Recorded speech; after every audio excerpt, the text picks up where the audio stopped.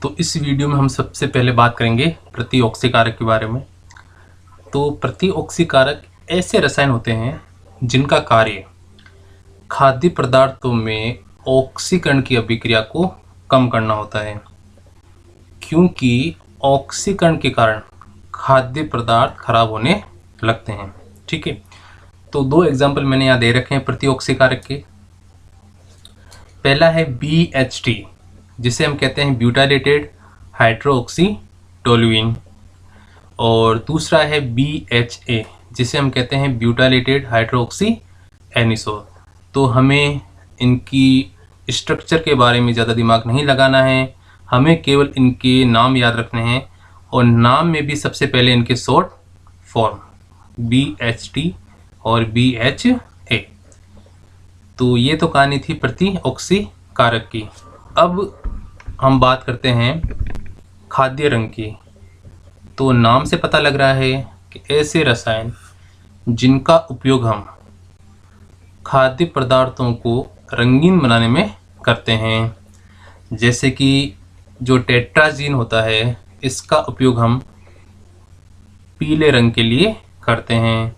इसी प्रकार 1,4 डाइपेराटोलुइडिन एंथ्राक्विनोन जो होता है वो हरा रंग प्रदान करता है। तो हमें केवल इसकी डेफिनेशन याद रखनी है, एग्जाम्पल याद करने की कोई आवश्यकता नहीं है। अब अगले टॉपिक की बात करते हैं, जो कि मोस्ट इम्पोर्टेंट टॉपिक है, जिसका नाम है पूर्तिरोधी, या जिसे हम कहते हैं एंटीसेप्टिक। तो इस टॉपिक से राजस्थान बोर्ड की कई प्रीवियस एग्जाम के अंदर क्वेश्चन आया है। तो पूर्तिरोधी ऐसे रसायन होते हैं जिनका कार्य हानिकारक सूक्ष्म जीवों की वृद्धि को या तो रोकना होता है या उन्हें नष्ट करना होता है। लेकिन एक चीज़ हमें यहाँ पर ये ध्यान रखनी है कि ये जो रसायन होते हैं वो जीवित ऊतकों को किसी प्रकार की कोई हानि नहीं पहुँचाते हैं। क्या कहलाते हैं? पूर्तिरोधी। राजस्थान बोर्ड 2012 के अंदर एक क्वेश्चन आया था जिसमें ये पूछा गया था कि पूर्तिरोधी और विसंक्रामी के मध्य अंतर लिखिए। तो यदि बात करें इनके कार्य की, तो इन दोनों का ही कार्य क्या है? सूक्ष्म जीवों की वृद्धि को या तो रोकना या उन्हें नष्ट करना। लेकिन यदि बात करें इनके प्रभाव की, तो पूर्तिरोधी जो होता है वो जीवित ऊतकों को किसी प्रकार की हानि नहीं पहुंचाता है, जबकि विसंक्रामी जीवित ऊतकों को हानि पहुंचाता है।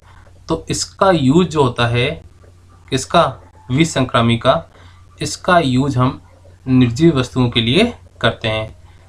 इसके एग्जाम्पल कौन कौन से हैं? जैसे कि हाइड्रोजन पेरोक्साइड और क्लोरीन के यौगिक।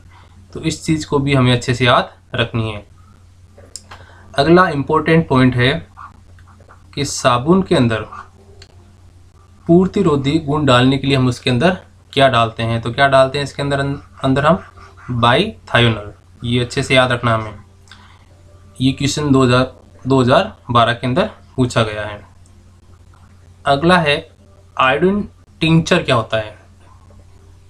तो आयोडीन टिंचर जो होता है, ये आयोडीन का अल्कोहल व पानी के मिश्रण में 2 से 3% विलीन होता है। तो इसको हमें अच्छे से याद रखना है।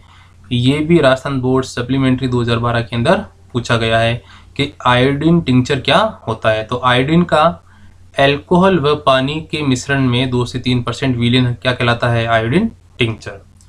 अगला है जो डेटॉल होता है वो किस चीज़ से मिलकर बना होता है, या हम कह सकते हैं इसके संगठक कौन कौन से होते हैं?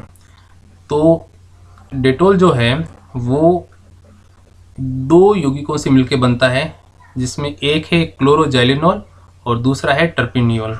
तो हमें केवल इनके नाम याद रखने हैं, संरचना याद नहीं करनी है। तो ये जो टॉपिक है पूर्तिरोधी वाला, ये मोस्ट इम्पोर्टेंट टॉपिक है और इस टॉपिक को हमें बहुत अच्छे से याद रखना है।